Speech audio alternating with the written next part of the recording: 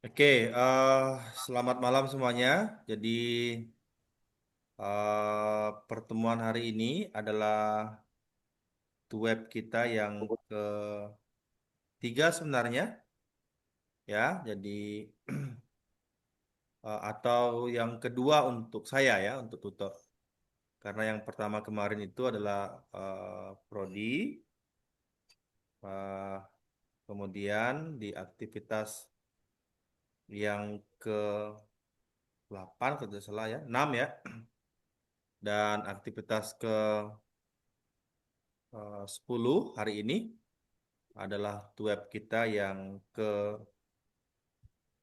ya, atau yang kedua untuk saya. Sebelumnya, apakah tugas satunya sudah semua dikumpul ya? Tidak, Pak. Sudah ya. Dan sepertinya sudah saya nilai semuanya ya. Eh, Kalau Anda mengikuti web saya yang pertama, seharusnya itu sudah tidak ada kesalahan lagi sebenarnya.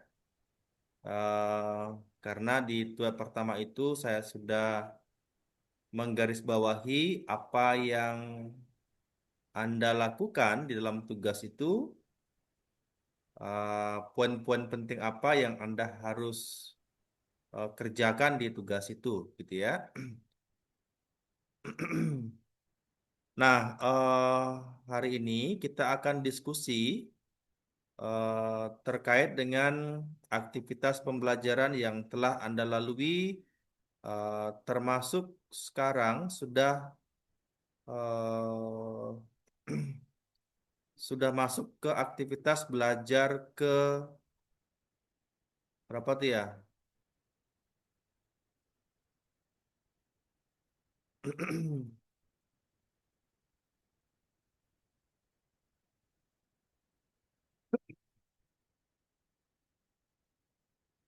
Bisa lihat ini nggak ya? Bisa lihat apa yang saya share?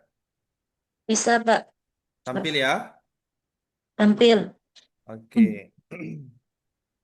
Nah, di aktivitas belajar yang ke-8 di sini, sejatinya sudah ada tugas yang kemudian Anda sudah bisa mengerjakan ya, tugas kedua. Tugas kedua ini. Oke.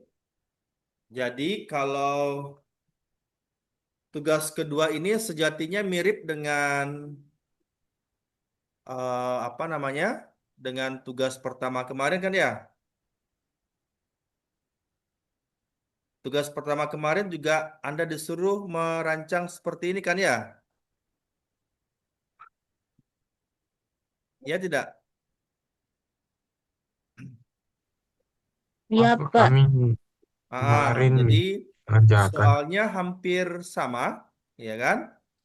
Kamu bisa melihat di sini ada input menu restoran, ada pemesanan, kemudian menghitung total biaya, mencetak struk pesanan, kemudian ada manajemen menu. Nah, ini yang tambahannya, ya. Jadi saya coba lihat adakah yang sudah mengerjakan ini. Di kelas ini baru ada dua ya, baru ada dua, tetapi sebenarnya waktu Anda masih cukup lama untuk mengerjakan tugas kedua. Namun akan saya jelaskan ya, supaya Anda tidak salah mengerjakan lagi begitu ya. Seperti halnya beberapa yang masih ada keliru di dalam tugas satu kemarin. Nah, jadi saya menyarankan kepada kalian semuanya sebelum dikerjakan tugasnya, harap disimak baik-baik permintaan soalnya. Begitu. Sebagai contoh di tugas satu kemarin sudah jelas-jelas di dalam soal Anda belum diperkenankan untuk menggunakan looping. Ya enggak? Atau Anda belum diperkenankan menggunakan perulangan, ya kan? Tetapi sebagian juga mahasiswa dalam struktur codingnya dia menggunakan looping begitu. Nah, jadi intinya sebenarnya di tugas 1 itu pemahaman Anda bagaimana cara mengakses array kalau tidak menggunakan looping begitu kan ya.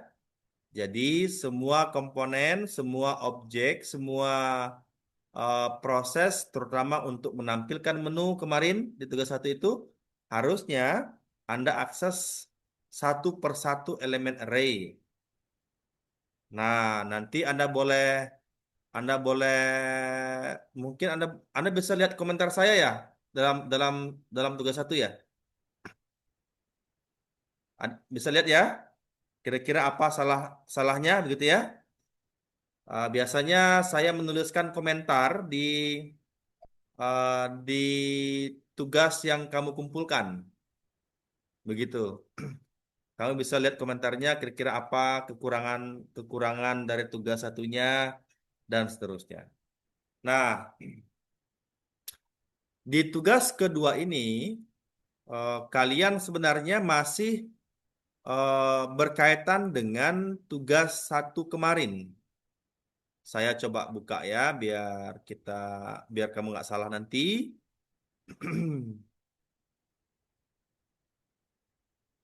Oke. Nah, ini kan. Sama juga menu restoran, ada pemesanan, ya kan? Ada proses pemesanan yang dilakukan, kemudian ada juga proses untuk menghitung biaya, lalu kemudian mencetak struk pesanan. Tambahan di tugas kedua itu adalah yang poin kelima.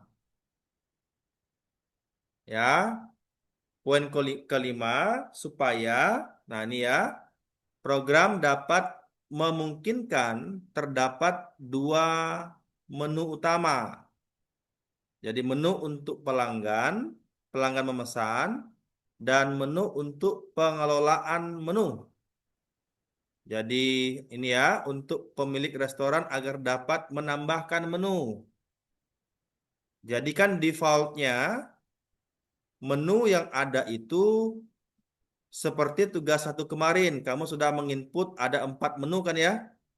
4 menu makanan dan 4 menu minuman.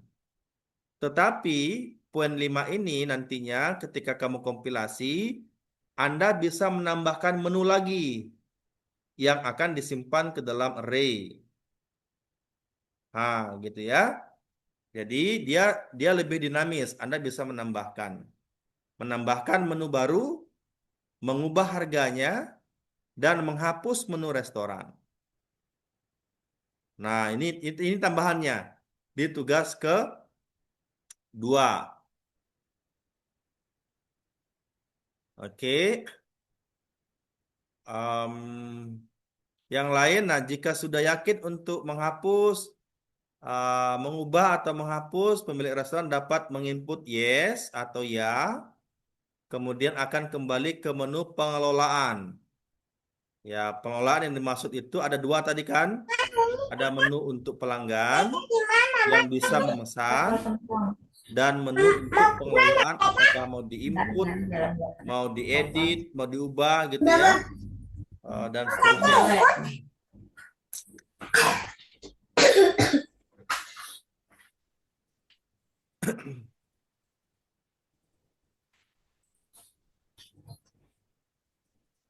Oke, kemudian di tugas kedua ini,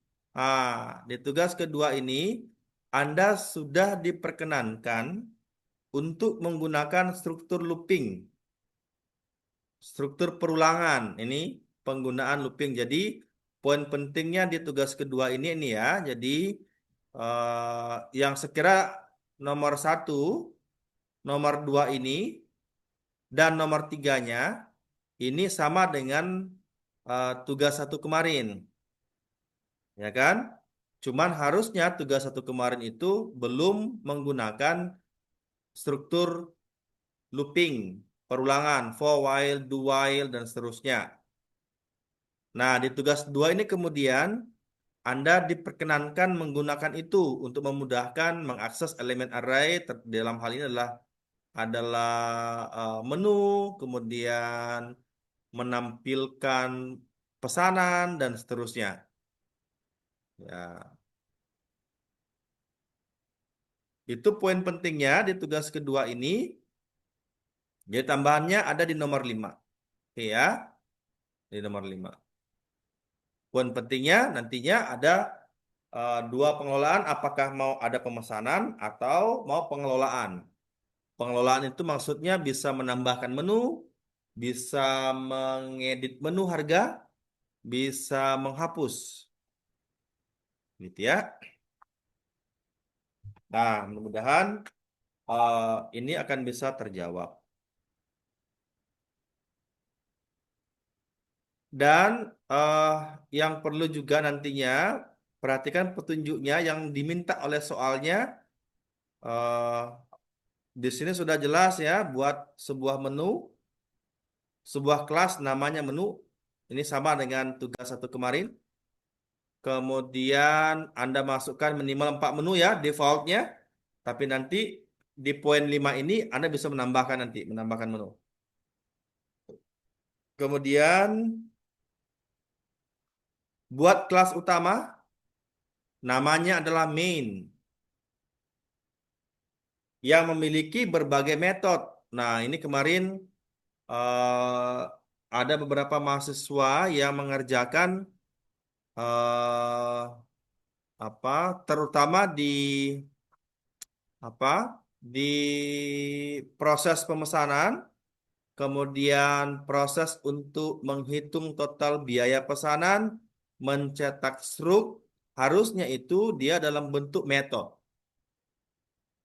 Ya, metode bukan dihitung dalam program mainnya saja begitu ya, tetapi dia dalam bentuk metode.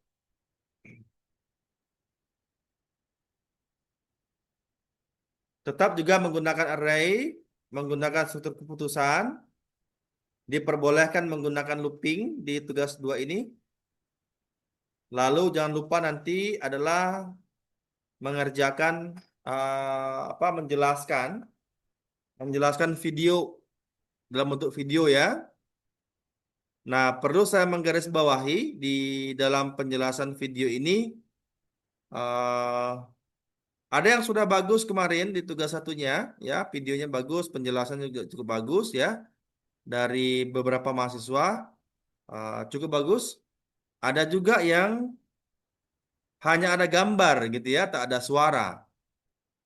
Nah, ini jadi ada gambar tak ada suara. Harusnya yang kamu jelaskan itu sejatinya poin-poin penting saja, terutama menjawab soal ini. Soal katakanlah yang poin pertama tadi itu kamu jelaskan struktur coding yang kamu bikin yang mana begitu ya. Sehingga dia terurut, terstruktur yang kamu jelaskan. Karena memang waktunya cukup singkat, 15 menit saja. Jadi harapannya gambarnya ada, suaramu pun juga ada. Nah, kemarin saya sampaikan yang kemarin ada beberapa mahasiswa yang sudah cukup bagus penjelasannya, kemudian ada juga yang struktur codingnya sudah benar, penjelasannya pun juga sudah oke ya. Makanya ada beberapa juga mahasiswa yang dapat nilai 100 gitu ya, ada yang dapat nilai 90 dan seterusnya. Ada juga nilainya rendah karena eh, struktur coding yang diminta, apa yang diminta, yang kamu jawab berbeda gitu ya. Ya, yang diminta A, kamu jawab B begitu.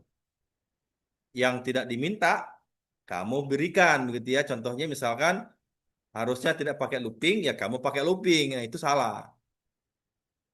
Gitu ya. Nah, mudah-mudahan di tugas 2 ini harap diperhatikan dengan seksama. Oke, untuk menjawab tugas kedua ini sejatinya kalian bisa mempelajari materi inisiasi yang ke sebelumnya ya, ada materi inisiasi yang ke-6 terkait dengan penggunaan looping.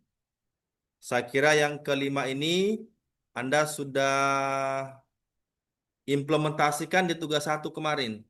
Penggunaan struktur keputusan, baik penggunaan if else maupun switch case. Gitu. Nah, jadi di tugas 2 ini pemahaman Anda menggunakan ini ya, struktur looping. Looping di dalam Java itu ada ada ini bentuknya ya, perulangan for, kemudian ada while, ada do while. Pertanyaannya kemudian kapan kita pakai for, kapan kita pakai while, kapan kita pakai do while.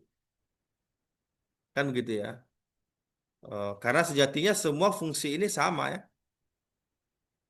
Kegunaannya adalah untuk looping, mengulang coding program. Saya berikan contoh. Ini UT. Bisa lihat NetBeans ini?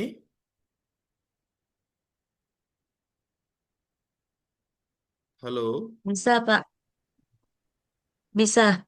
latihan, oke. Latihan,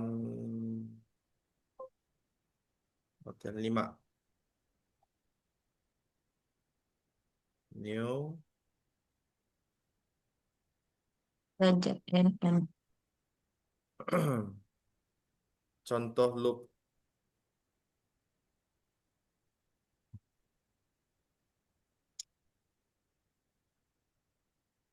Oke, ini tak hapus dulu yang nggak penting-penting.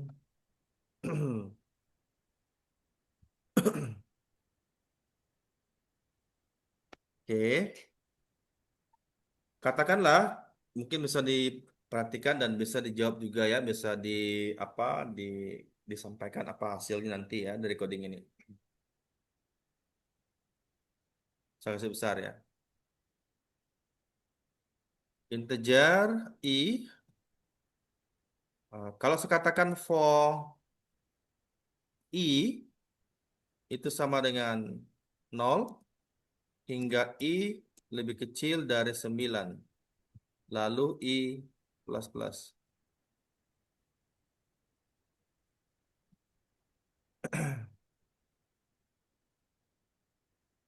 Kalau saya bilang out dot print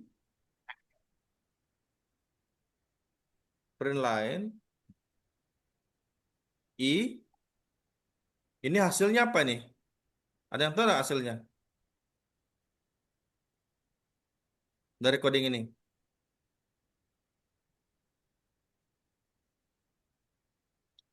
Apa hasilnya?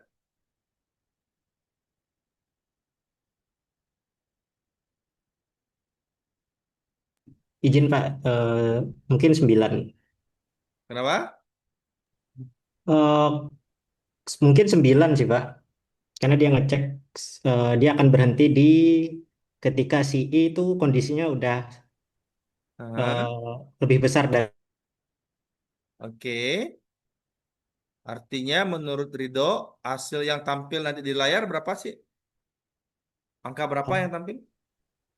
9 sih Pak, 9 antara saja. 9 atau 8 sih. Ah, Masih agak bingung untuk looping sampai sekarang.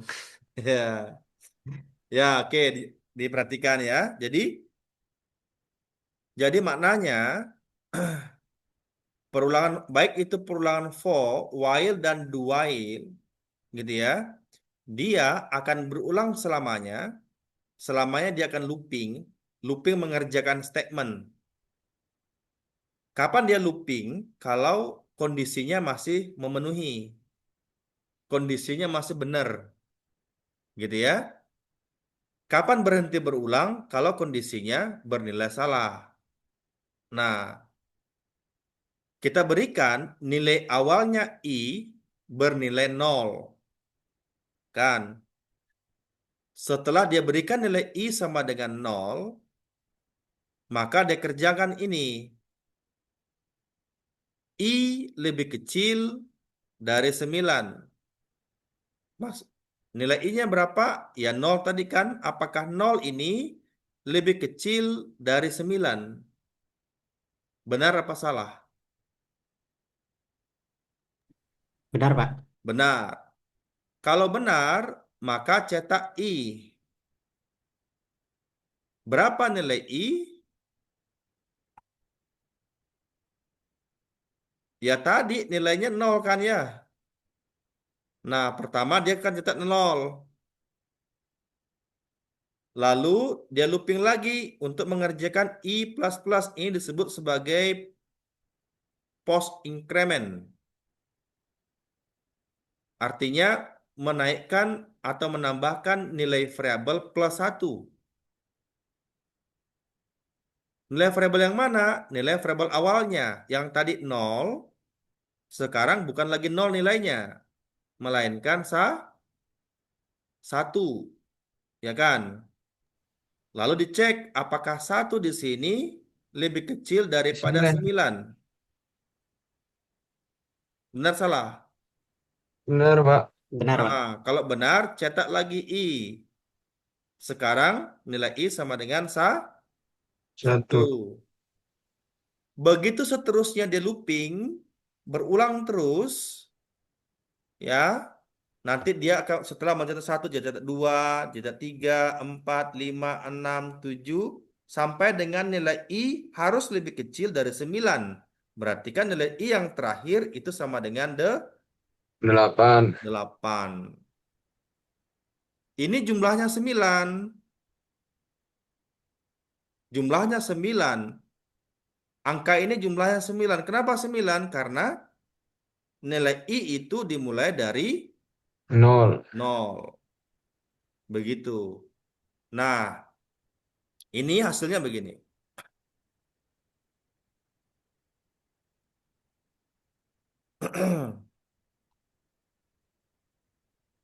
Di NetBeans kalau pertama kali kita kita running itu dia agak lambat. Tapi kalau sudah stabil, sudah pernah di running itu cepat. Nih ya, hasilnya nih ya. 0, 1, 2, 3, 4 dan seterusnya. Oke. Lalu kalau katakanlah saya di sini mencetak string tugas 2. Apa hasilnya nanti? Tugas 2. Heeh.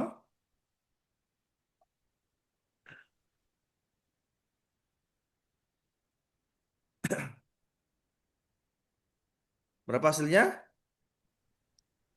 Dia nyetak string tugas 2, Pak. Berapa kali? 1 sih seharusnya, Pak. Ya. Jadi tugas 2 ini tetap sama kayak tadi ya. Jadi satu statement ini akan dikerjakan secara berulang, secara terus-menerus sampai kondisinya salah. Ketika I bernilai 0, kondisinya benar. Cetak tugas 2. Tambah lagi I++, sekarang nilai I 1. Ketika nilai I bernilai 1, kondisinya juga masih benar. Cetak lagi tugas 2. Jadi, kata atau kalimat atau kata tugas 2 ini akan dicetak sebanyak berapa kali? Sebanyak berapa kali?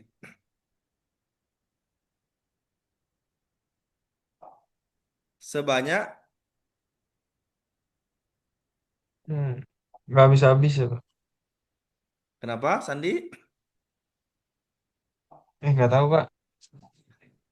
Ya, jadi kata tugas 2 ini akan dicetak sebanyak 9 kali. Tugas Oh. 2, tugas 2, tugas 2, tugas 2 sebanyak 9 kali. Kenapa 9 kali? Karena nilai I itu harus lebih kecil dari 9. Dan I itu dimulai dari 0. 0, 1, 2, 3, 4, 5, 5, 6, 7, 8, 9. Jumlahnya 9. Apa yang diulang 9 kali? Mencetak kata tugas 2. Begitu maksudnya. Coba kita running. Nah, ini kan tugas 2, tugas 2, tugas 2, tugas 2. Jumlahnya ini yang dicetak sebanyak 9. Nah, lalu kalau saya tulis dia di sini, coding tugas 3, apa yang terjadi? Apa hasilnya?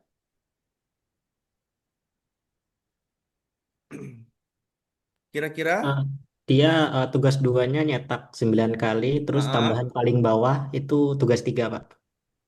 oke, ya. Jadi tugas tugas duanya dicetak sebanyak 9 kali dan tugas tiganya Satu dicetak kali, Pak. hanya 1 kali. Kenapa hanya 1 kali? Karena di luar for. Betul ya, karena tugas-tugas tugas 3 ini ditulis di luar struktur looping. Di luar ini kan ya. Jadi maknanya apapun coding yang kamu bikin di dalam blok buka dan tutup kurung kerawal ini akan diulang seterusnya ketika kondisi masih bernilai benar. Kalau begini, ini dicetak hanya sekali saja karena dia berada di luar looping. Ini kan ya. Tugas 3. 1 kali saja. Kecuali kalau ini saya cetak di dalam ini. Kalau itu berarti tugas 2 9 kali, tugas 3-nya 9 kali juga. Jadi tugas 2, tugas 3, tugas 2, tugas 3. Jumlahnya masing-masing 9 kali. Hasilnya seperti ini. Ini kan ya. Nih.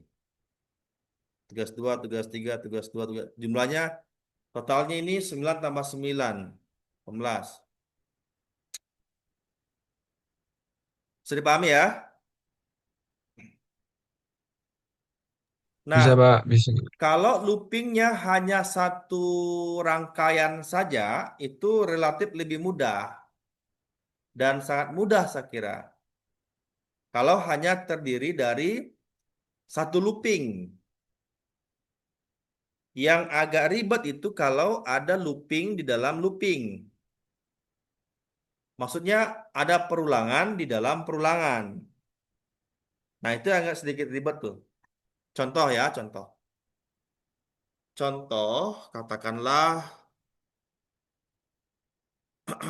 oke, integer hitung sama dengan 0.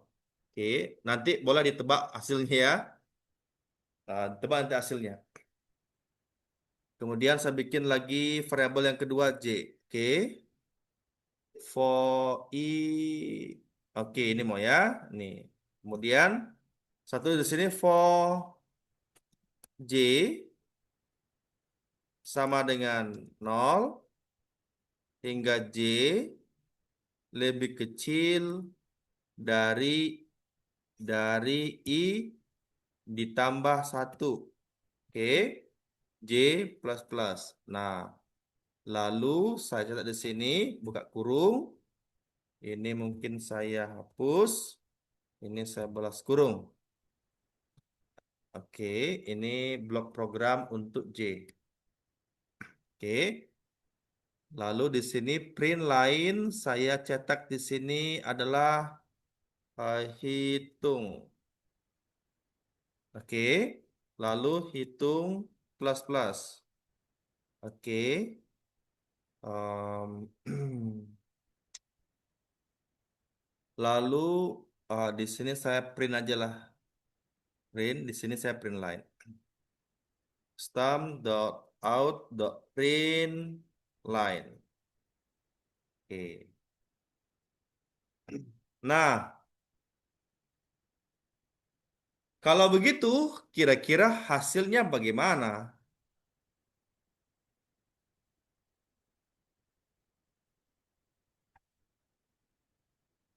Ada yang tahu hasilnya?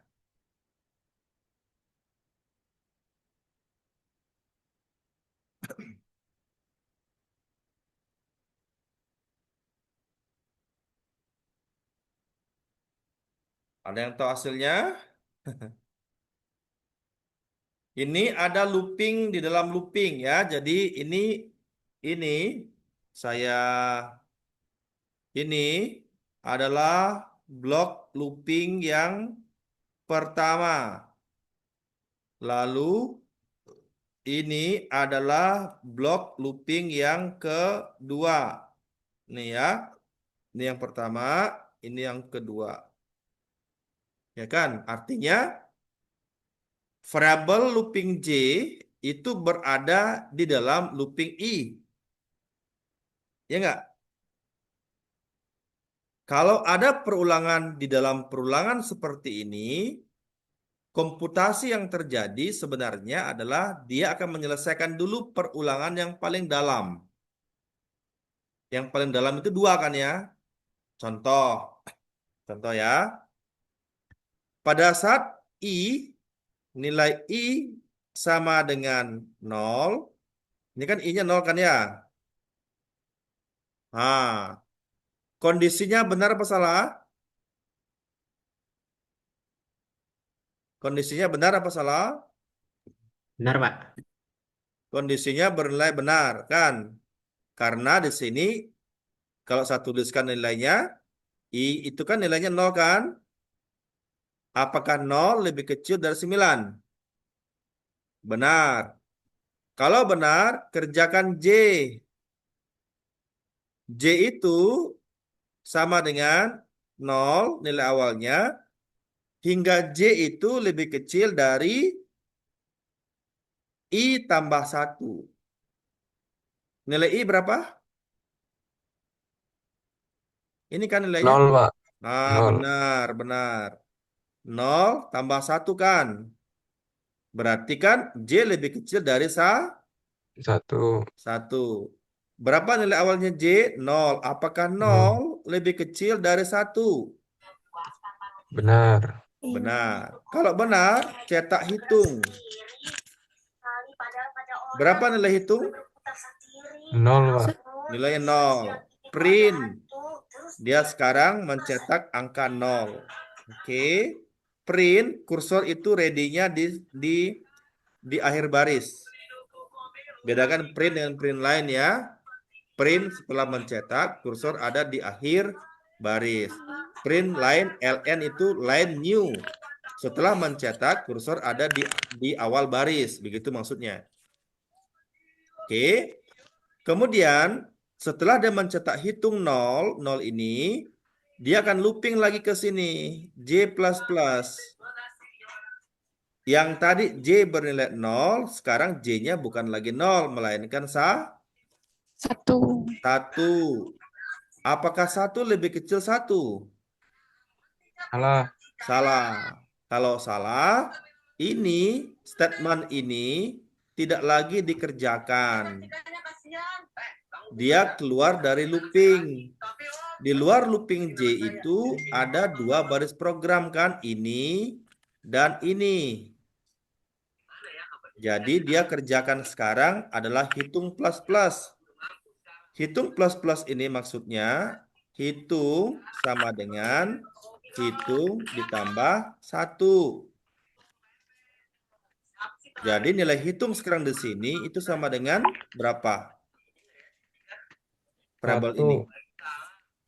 Ya, nilainya sekarang sama dengan 1. 1. Disimpan di variabel hitung kan? Lalu print line. Print line ini cetak baris. Yang tadi kursor itu ready-nya di sini, sekarang kursormu itu ready-nya di sini di baris baru. LN, line new. Nah, setelah mencetak baris baru, dia kemudian looping ke I++. Yang tadi nilai I-nya 0, sekarang I-nya ditambah 1. Ya kan? Jadi nilai I sekarang sama dengan 1. Nah, ketika nilai I bernilai 1, kondisi ini benar apa salah? Benar. Benar. Karena 1 lebih kecil dari 9. Kalau benar, kerjakan lagi J. J sama dengan 0 hingga J lebih kecil dari I tambah 1. Berarti kan 1 ditambah 1.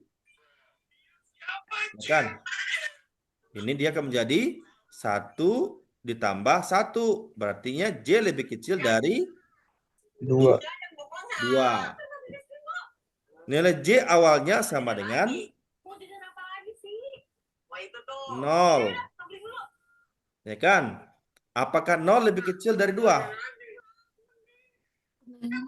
Betul. Betul. Kalau betul, cetak hitung. Berapa nilai hitung? 0. Kok 0 sih? Hitungnya jadi 2.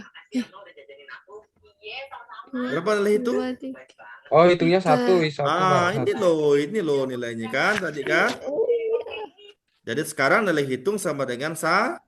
1. Cetak 1 di sini sekarang nih, kursormu di sini nih, 1. Kursor sekarang ready-nya di sini. Looping lagi ke J++. Yang tadi J-nya 0, sekarang menjadi J-nya sama dengan 1. 1. Apakah 1 lebih kecil daripada 2? Betul. Iya. Betul. Kalau betul, cetak hitung lagi. Berapa nilai hitung? Berapa nilai hitung? 1. Nilainya masih 1 kan? Kan kita belum keluar looping ini. Oh, Iya. Sekarang nilai hitung masih bernilai 1. 1. Kursor sekarang ada di sini. Looping lagi ke J++. Yang tadi J-nya 1, sekarang J-nya sama dengan 2. 2. Apakah 2 lebih kecil daripada 2? Salah. Tidak. Salah. Kalau salah, berhenti kerjakan ini. Dia keluar dari looping. Di luar looping, kerjakan lagi ini. Hitung plus. Sekarang nilai itu sama dengan 2. 2. Print line. Kursornya ready sekarang di sini. Looping lagi ke I. Yang tadi I-nya bernilai 1, sekarang I-nya tambah 1 lagi. Sama dengan 2. 2. Pada saat nilai I bernilai 2, kondisinya juga benar. Kerjakan ini. Berarti kan J lebih kecil dari 2 ditambah 1. 1. Berarti kan J lebih kecil dari 3. 3. Artinya J itu akan diulang sebanyak 3 kali kan? J-nya 0, J-nya 1, dan J-nya 2. 3 kali kan jumlahnya? Apa yang diulang 3 kali? 2. 2. Mencetak angka 2. 2. Jadi nanti angka 2 ini akan dicetak sebanyak 3 kali. 2, 2, 2. Oke. Lalu setelah mencetak angka 2 itu, sejatinya dia looping lagi ke sini. Ke J++. Ya kan? Yang J++-nya itu kan nilainya menjadi 3 kan di sini. Apakah 3 lebih kecil daripada 3? Kan salah. Berhenti dia mengerjakan. Kalau salah, kerjakan lagi ini. Hitung plus.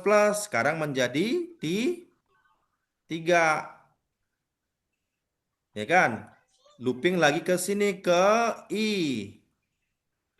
Yang tadi I-nya 2, sekarang I-nya ditambah 1. Sama dengan 3. Pada saat nilai I bernilai 3, nilainya 3 itu nilai I, maka J akan diulang sebanyak berapa kali?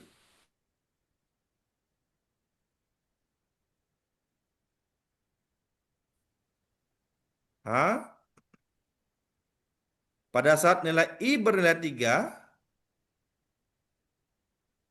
kan nilai I-nya bernilai 3, berarti kan kondisinya benar kan? Benar. Ya. Berarti J-nya diulang sebanyak 4 kali. 4 kali. Ya.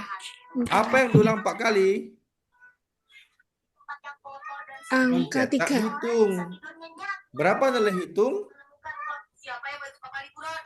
Nilainya 113. 3. Berarti kan sini hasilnya adalah Tiganya 4 kali. benar. 3, 3, 3, 3. Oke. Sampai dengan dia mencetak 3, 3, 3, 3 begini.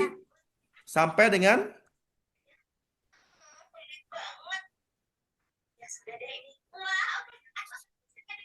kemudian 4-nya 5 kali gitu ya. Sampai dengan angka 8, 9 Limanya kali. 6 kali, 6-nya 7 Sampai kali, dengan 8 apa 9? 8-nya 9 kali, Pak. Ya. Enggak 8 karena kan kurang dari 8. Ini Benar. 8-nya Jadi 9 kali. dia akan mencetak angka 8 sebanyak 9 kali. 9 kali, benar. Bisa dipahami? Lalu bisa? Bisa ya? Jadi intinya kalau perulangan di dalam perulangan, maka selesaikan dulu perulangan yang paling dalam. Selesai dikerjakan itu loopingnya, baru dia keluar. Begitu maksudnya. Oke. Nah, coba kalau saya ubah pertanyaannya menjadi begini. Katakanlah kalau ini hasilnya begini ya. Ini kan hasilnya kan. Bisa dilihat nggak hasilnya?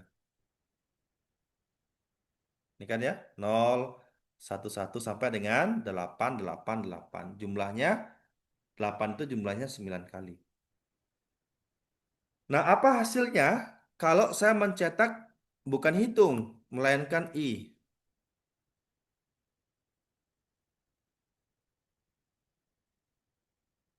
Apa hasilnya?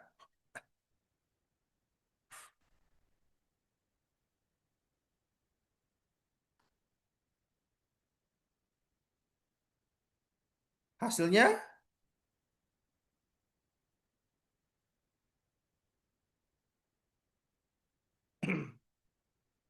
Seharusnya sama sih, Pak. harusnya sama ya. Ya, hasilnya sama. Tetapi kalau saya cetak J,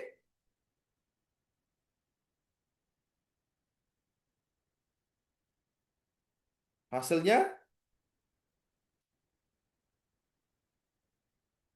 nah, kalau saya cetak Mulai print J, dari satu kayaknya, Pak. kenapa? Dimulai dari satu ya, Pak, sama. Cuma dimulai dari satu. Oh, J kan dimulai dari 0 kan? J-nya dimulai dari 0 kan?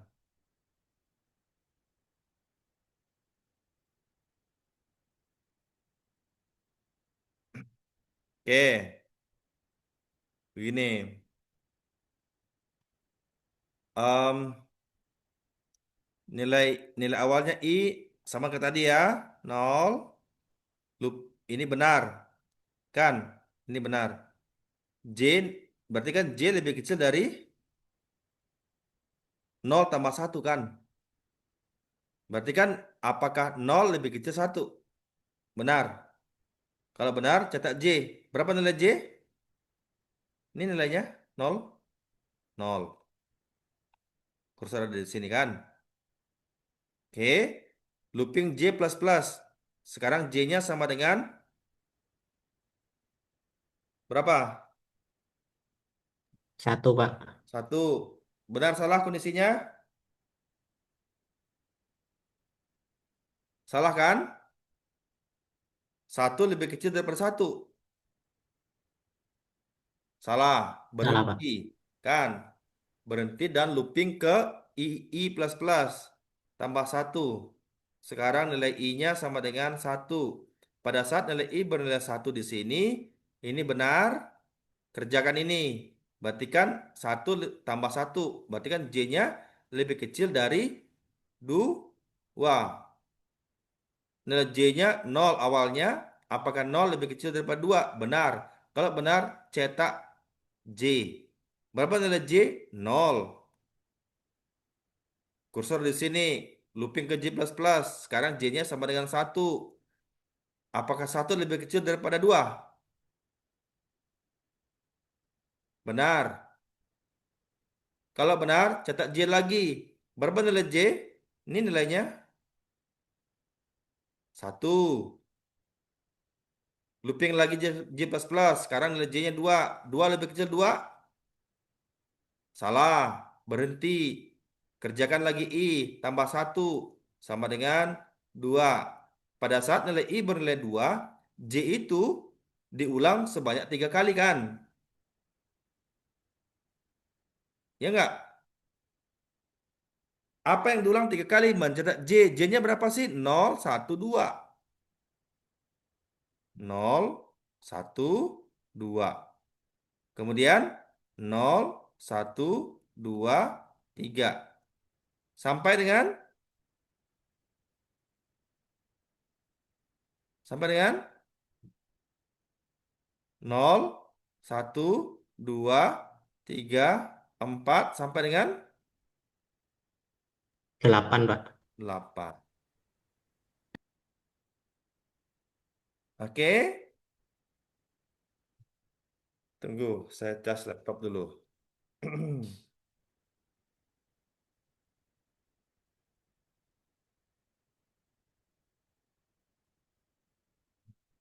Oke. Bisa dipahami tak?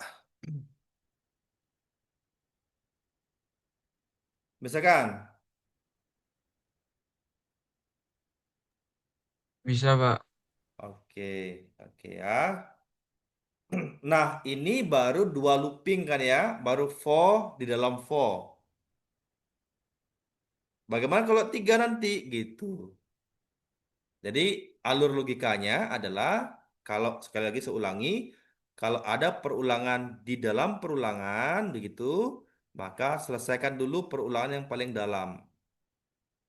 Selesai di sini, dia berulang terus di sini, baru dia keluar ke I.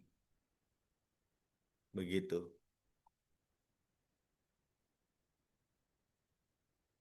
Oke.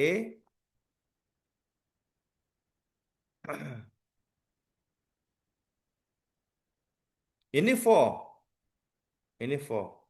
Bisa juga kamu gunakan, apalagi yang kedua tadi, wah, while kan. Contohnya integer I while I sama dengan 1. While kondisinya I lebih kecil sama dengan 5. Sistem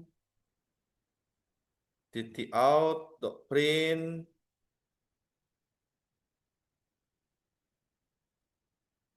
I. Oke. I plus plus. Hasilnya ini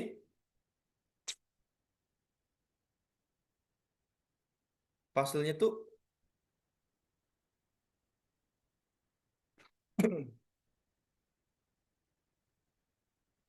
yang perlu dipahami adalah struktur coding program itu dia mengerjakan secara sekuensial.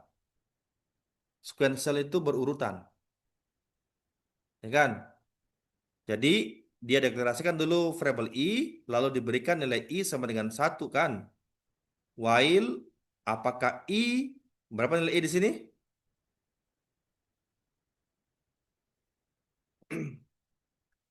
Apakah I, berarti I kan sama dengan 1 toh?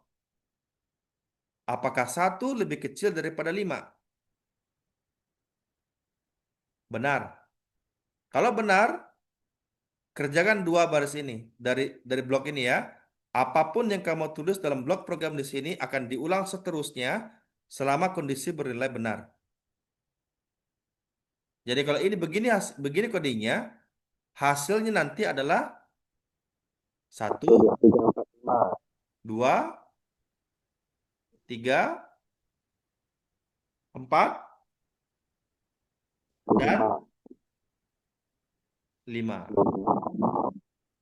5. Kenapa 5? Karena kondisinya I lebih kecil atau sama dengan. Nah, ini hasilnya. Ini ya, 1, 2, 3, 4, 5. Nih. Oke.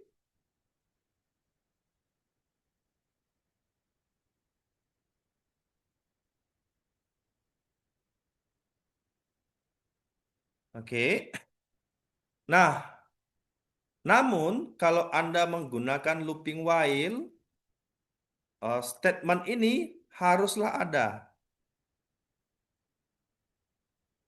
Coba dibayangkan, kalau ini saya hapus, apa yang terjadi?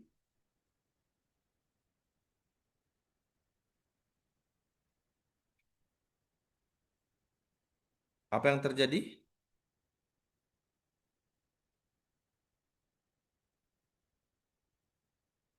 Kalau I plus-plusnya saya hapus, maka ya Jasril.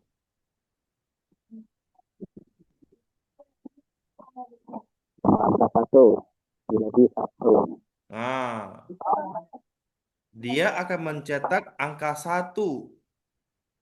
1, 1, 1, 1, 1, 1. Sampai kapan?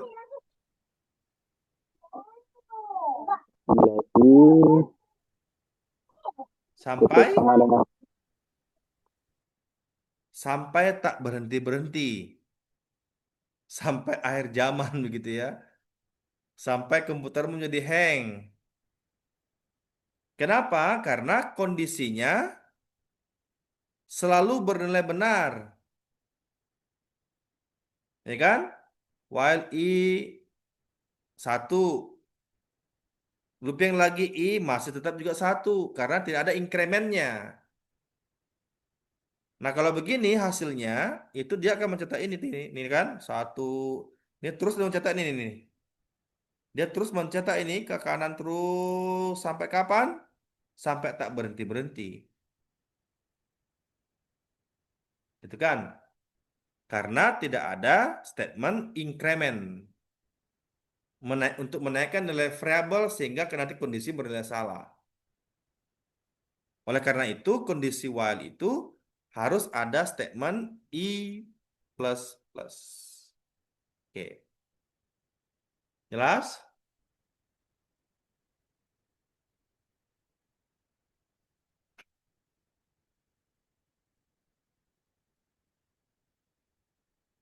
Kalau do while,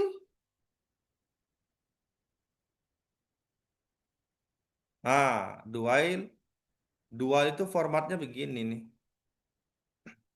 Ini terbalik kan, ke do while kan. Ini do itu kerjakan, while statement ini.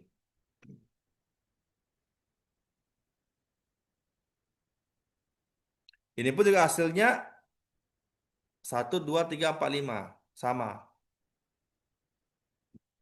Tetapi ada bedanya itu while. Bedanya, saya kasih bedanya.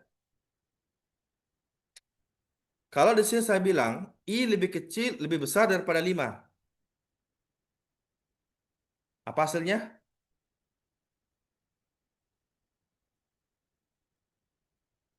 Apa hasilnya kalau begitu codingnya? Nilai yang kita di atas 5. Ya, Nilai yang kita di atas 5, 6, 7, 8, dan seterusnya. ya. Kalau begitu codingnya, kalau saya kompilasi nih programnya, hasilnya di layar tidak ada. Kosong hasilnya. Ya kan? Sama dengan 1, Pak. Hah? Karena I sama dengan 1 kurang I itu kurang dari 5.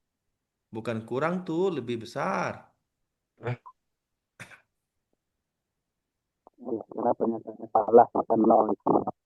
Ya. Kalau ini begini codingnya, maka nanti hasilnya kosong, nggak ada hasil.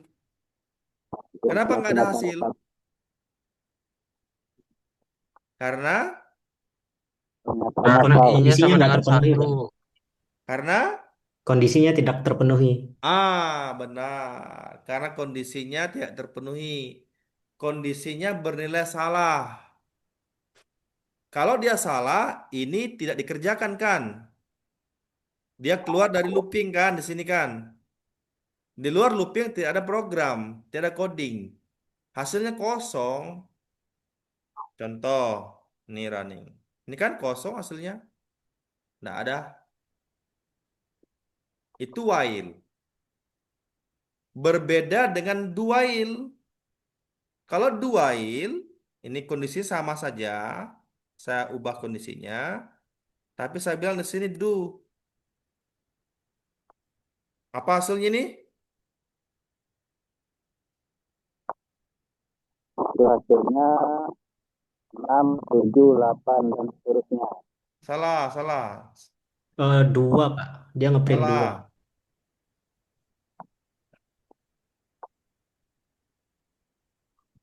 Berapa hasilnya?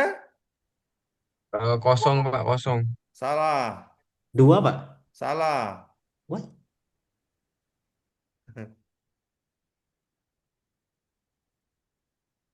Oh, Berapa?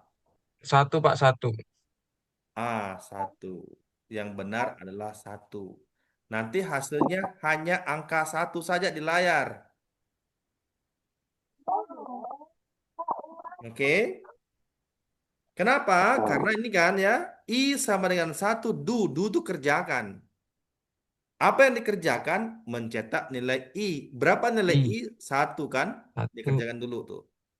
I plus plus sekarang 2. Apakah 2 lebih besar daripada 5? Salah.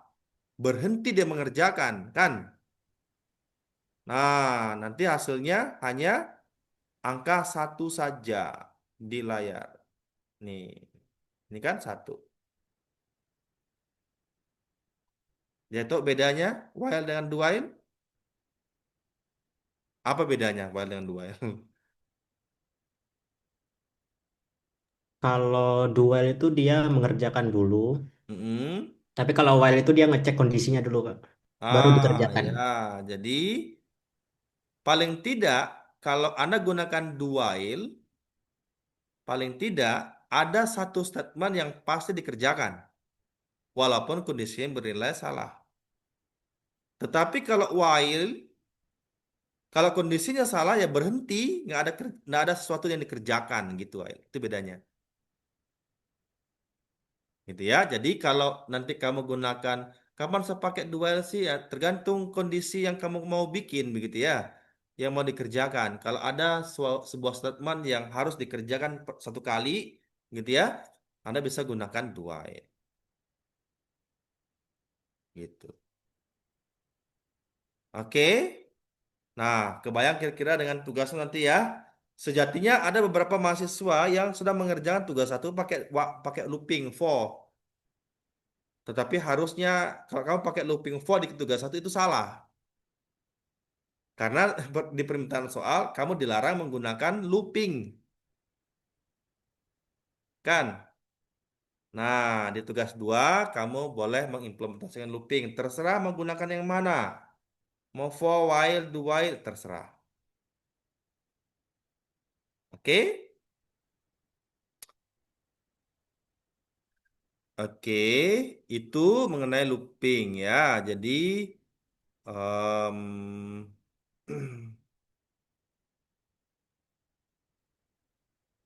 di aktivitas belajar ketujuh ini kamu belajar mengenai apa di sini nih?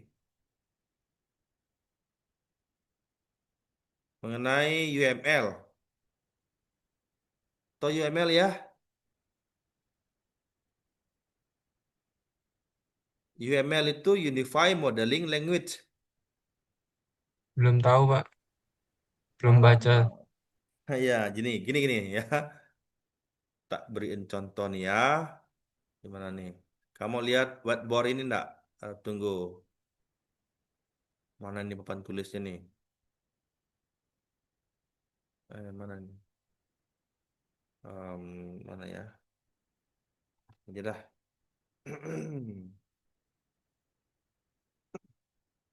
Bisa lihat pen ini enggak ya?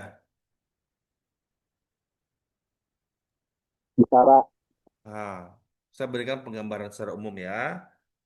Jadi maknanya sebenarnya kalau kamu bikin, kalau kamu disuruh bikin program itu sejatinya ada beberapa tahapan ya. Jadi eh, ini berbicara mengenai RPL. RPL itu rekayasa perangkat lunak ya. Saya saya berikan penggambaran begini. Modelnya ada begini. Oke.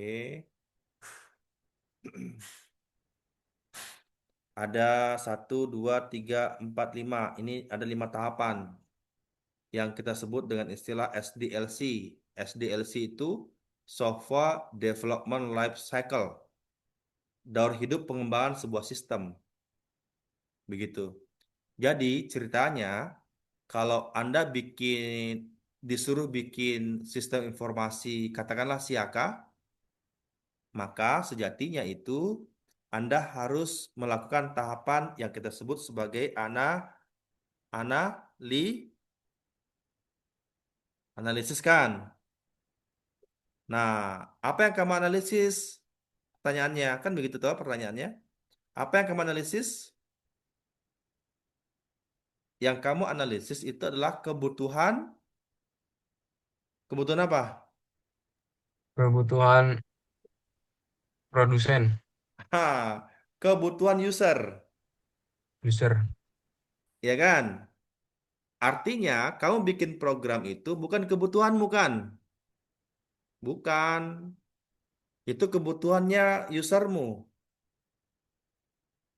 Maksudnya siapa yang suruh kita bikin siaka? Jadi kamu harus meriset. Kamu harus datang ke objeknya. Begitu. Nah, outputnya ini itu yang kita sebut dengan istilah SRS. Software Requirement Spesifikasi. Atau kebutuhan-kebutuhan perangkat lunak yang mau dibikin terkait dengan sistem informasi akademik, katakanlah begitu. Bahwa nanti dalam siaka itu yang dibutuhkan A, B, C, D, E, F, G dianalisis. Bagaimana sistem yang berjalan saat ini?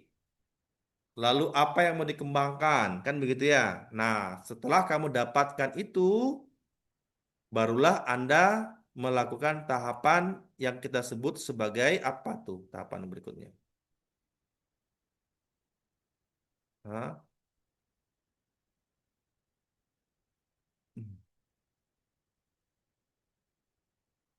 Kan begini toh tahapannya kan ya.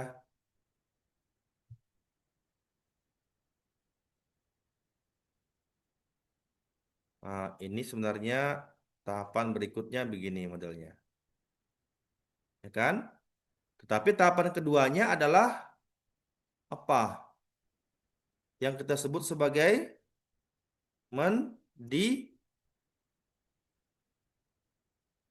desain kan?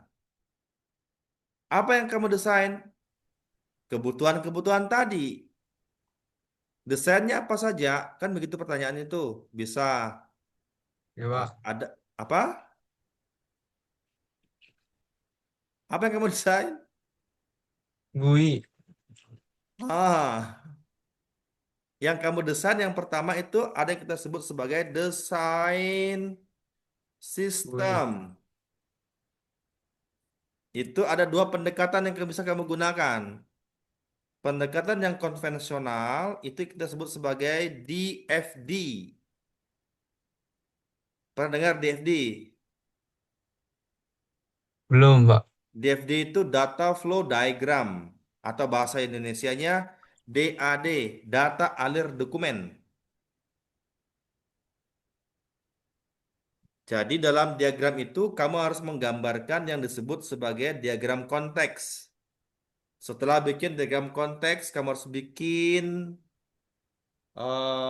DFD level 1. Di breakdown lagi menjadi DFD level 2, DFD level 3, minimal sampai level 3. Lalu di breakdown lagi menjadi kamus data. Oke. Nah, model yang sudah berorientasi objek oriented seperti halnya Java. Java itu kan bahasa pemrograman OOP kan ya, Object Oriented Programming. Desainnya itu yang kita sebut sebagai UML, Unified Modeling Language. Ada beberapa diagram yang kamu harus bikin. Mulai dari use case diagram. Pernah dengar? Belum, Pak. Nah, kemudian Anda juga harus bikin kelas diagram. Itu yang ada di materi Anda di aktivitas belajar ke-7 tadi. Kelas diagram. Dalam konsep bahasa pemrograman, berbicara mengenai kelas itu sejatinya ada dua kan? Ada atribut, ada metodenya.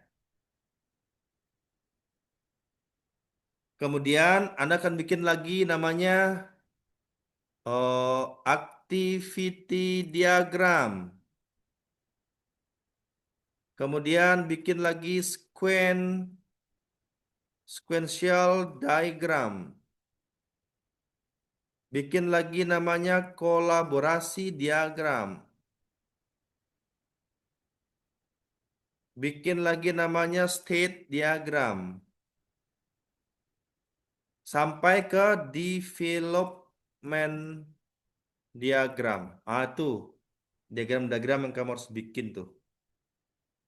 Nanti ketika menyusun skripsi, laporan akhir, pastilah kamu akan bikin itu. Oke. Apalagi setelah desain sistem, apa yang kamu desain lagi? Bukan hanya desain sistem saja sebenarnya.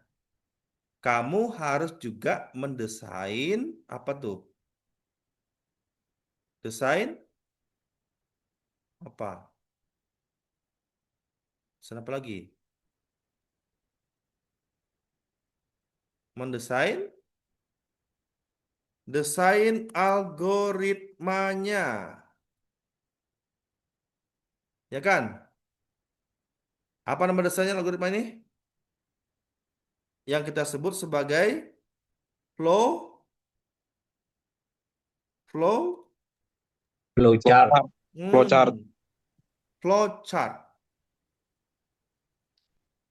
Kenapa kamu harus desain algoritmanya? Karena kalau orang bikin aplikasi itu yang dicari bukan hanya sekedar benarnya saja, tetapi dari sisi komputasi dia efektif dan efisien.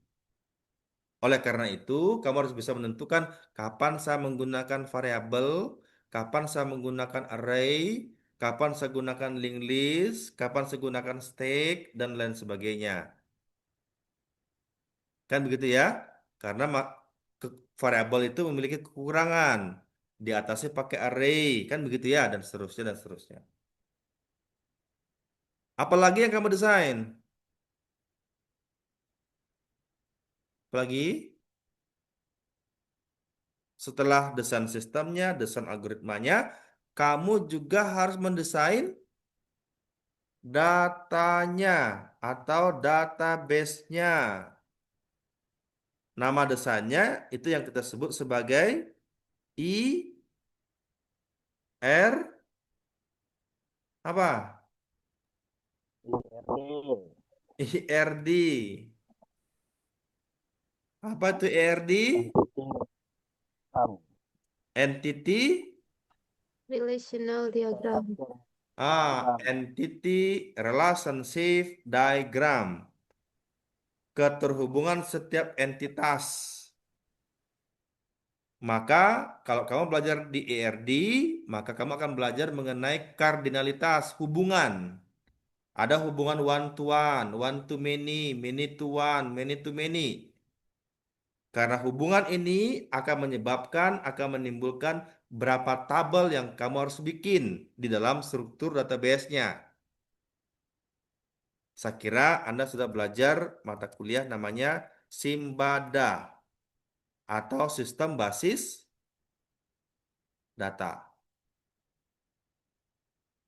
Ya kan?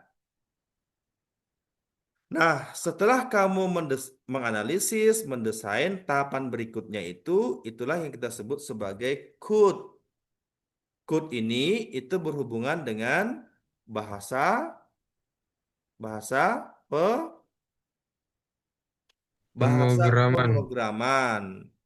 Kamu mau bikin dari mana? Tergantung kebutuhan user tadi.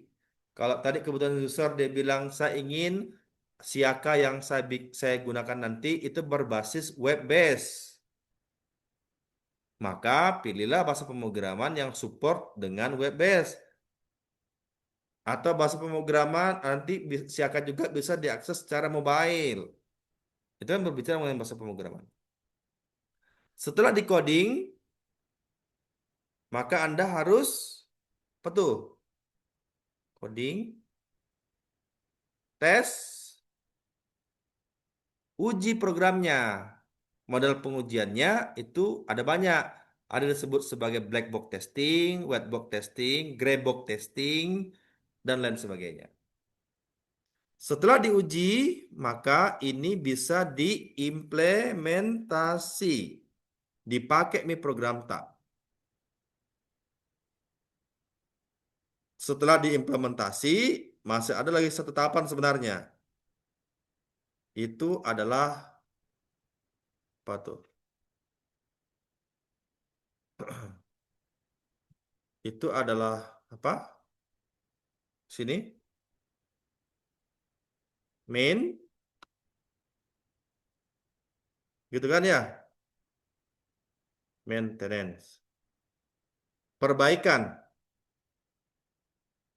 Kalau terjadi maintenance, apa yang kamu lakukan? Nah, itulah katakanlah sudah digunakan siakanya tahun depan, 3 tahun depan ada perubahan, ada penambahan modul begitu ya. Maka kamu harus melakukan tahapan ini kembali. Inilah yang kita sebut dengan istilah apa tadi itu saya bilang? Dengan istilah SDLC. SDLC. Software Development Life Cycle. Terjadi siklus yang berulang. Nah, di materi aktivitas yang ketujuhmu itu adalah pemahaman terkait dengan desain sistemnya. Nah, ini ya. Yang fokus ke object oriented itu adalah UML, Unified Modeling Language. Dan dalam konsep ke bahasa pemrograman, kita belajar yang disebut sebagai class diagram. Begitu. Nah, sejatinya di level Anda S1 itu ya paling tidak menguasai ini nanti nih sebenarnya. Menguasai ini. Tahapan-tahapan ini. Kamu harus tahu analisis, tahu mendesain, tahu coding, tahu testing. Minimal sampai di sini. Ke atas. Sarjana begitu. Oke. Sudah paham ya? Nah, di aktivitas belajar ketujuhnya itu berkaitan dengan tadi itu mengenai kelas diagram.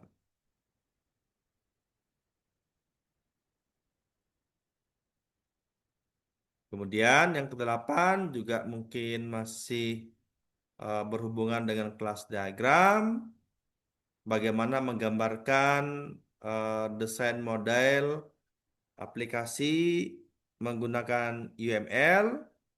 Di sini kamu disarankan menggunakan aplikasi Star UML. Sebenarnya ada banyak tuh ya, bukan hanya Star UML, bisa juga gunakan namanya adalah Rational Rose 2000. Begitu.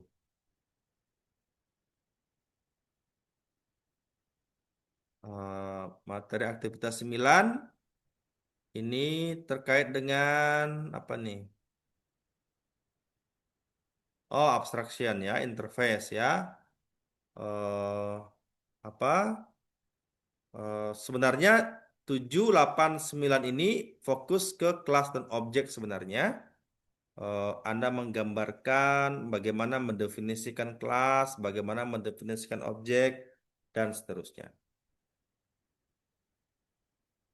Termasuk juga dengan yang ke-10 mengenai inheritance. Inheritance itu pewarisan.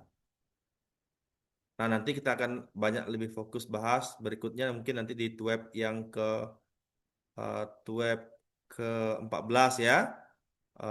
Terkait dengan sifat-sifat kelas. Ada yang disebut sebagai enkapsulasi, inheritance, polimorfis, dan seterusnya.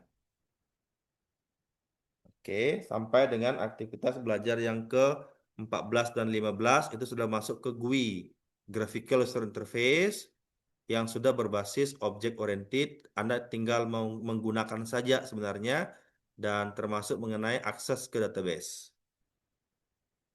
Begitu.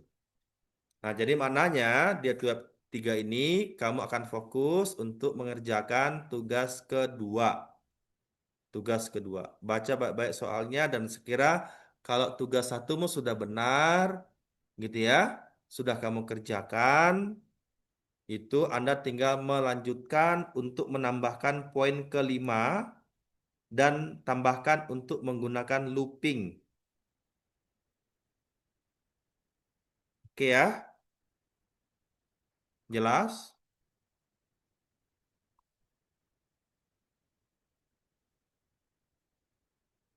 Halo? Jelas, Pak. Ya, Nah, jelas, Pak. oke. Jadi tugas 2 ini waktunya sebenarnya masih banyak tuh ya. Kalau di e-learning terlihat due date-nya itu 19 day lagi. Tapi sepertinya enggak 19 kali ya. Harusnya tanggal berapa sih terakhir kamu kumpul tugas ini? 1 Desember kalau nggak salah, Pak.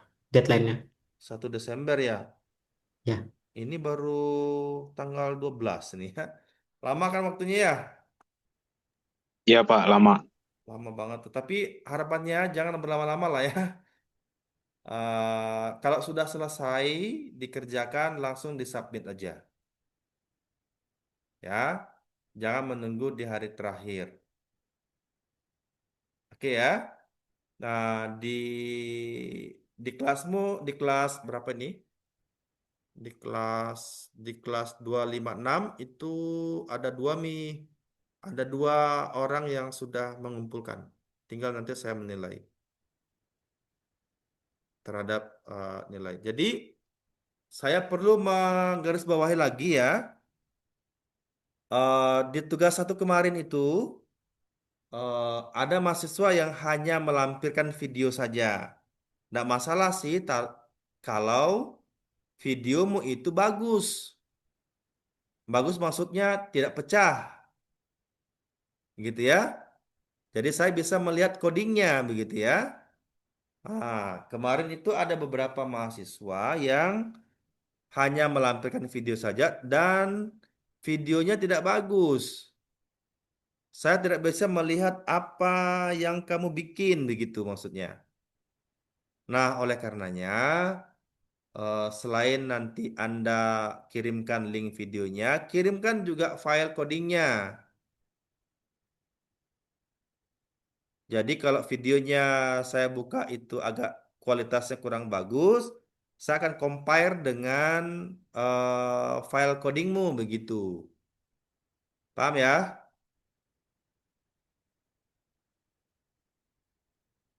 paham, Pak.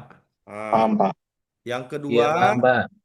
yang kedua juga eh, kamu disuruh bikin video itu, ya namanya juga video kamu jelaskan gitu kan ya. Jangan sampai hanya ada gambar, tak ada suara begitu. Bahkan suaranya hanya musik-musik saja begitu. Nggak penting itu musiknya, adalah tapi yang penting adalah penjelasanmu tentang struktur coding untuk menjawab soal yang diberikan. poin-poin pentingnya saja. Begitu ya. Nah, jadi harapannya fokus mengerjakan tugas kedua ini. Jangan sampai terlambat dan jangan menunda sampai di hari terakhir.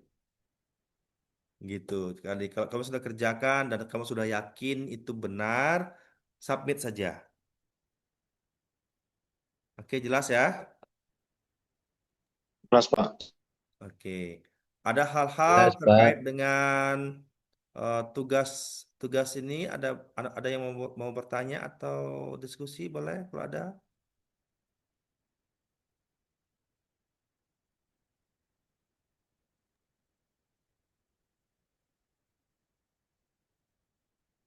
Cukup ya?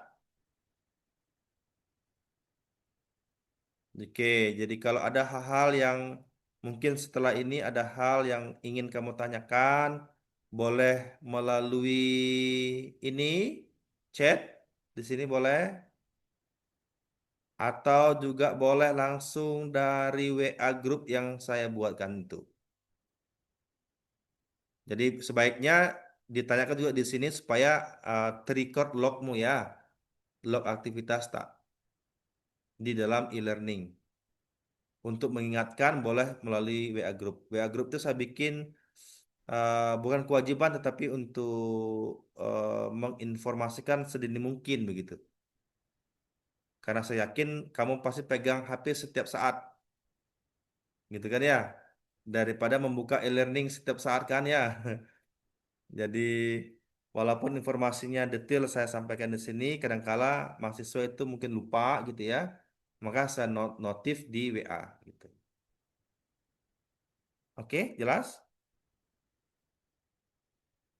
Jelas ya. Jadi sekiranya itu dulu di web kedua ini. Kalau ada hal yang lain mengenai eh, dis- tugas yang kurang jelas atau mungkin yang belum dipahami, boleh di chatting di sini, boleh ya, atau boleh juga di notif di WA juga boleh. Oke, sekira demikian. Kita ketemu lagi nanti di web berikutnya itu di aktivitas belajar ke berapa?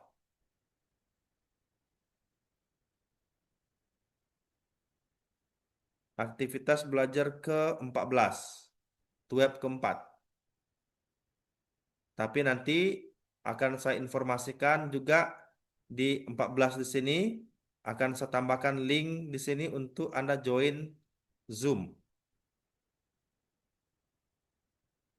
Paham ya? Jadi informasinya kapan saya laksanakan web 4 akan ada nanti di sini. Tanggal berapa, jam berapa. Sengaja memang saya jadwalkan di malam hari. Karena saya yakin sebagian besar mahasiswa di UT ini sudah pada bekerja di siang hari. Makanya saya jadwalkan di malam, begitu ya. Supaya bisa menyimak, sambil istirahat, sambil menyimak, dan sebagainya. Oke, sekarang demikian untuk hari ini. Terima kasih perhatiannya, dan saya ingatkan kembali tugasnya harap dimaksimalkan. Ya, baca baik-baik soalnya, lalu kerjakan. Kalau sudah yakin, submit. Oke, sekira demikian. Selamat malam semuanya. Selamat istirahat ya. Ya, selamat malam, Pak. Terima kasih. Ya, terima kasih, Pak. Oke, Terima kasih, Pak. Ya, selamat malam Pak. Terima kasih. oke, saya close ya.